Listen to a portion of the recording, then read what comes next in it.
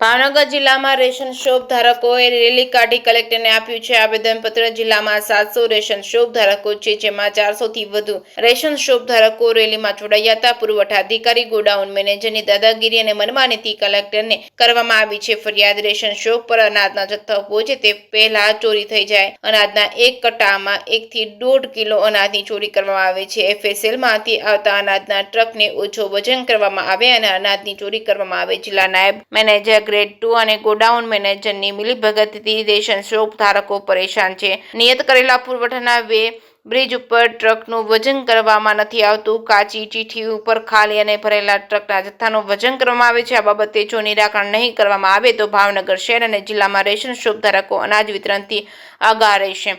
જે કે સિંહ ગુજરાતી સાથે હિરેન ભાયાણી, ભાવનગર।